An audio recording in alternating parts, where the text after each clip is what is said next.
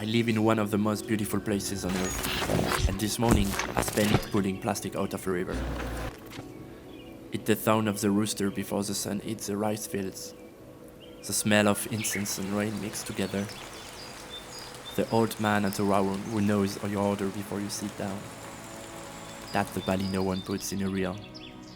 That's the one I fell in love with. But behind that there is a crisis. You're just breaking my heart, bro. Not one river, but hundreds. All of them choked with plastic. Over 1 million tons of waste a year. Bags, bottles, flowing from the streets into the rivers, from the rivers into the ocean, from the ocean back onto the same beaches the whole world came there to see. And it's not a bad season. It's every single day. This morning I was standing in it. The water was brown. It smelled like rot.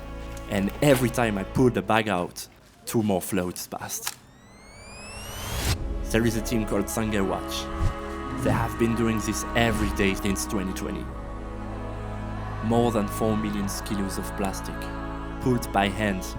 Just people who decided this place was worth fighting for. The silence gave me everything, so the least I can do is give back. Home isn't just where you live, it's what you're willing to protect.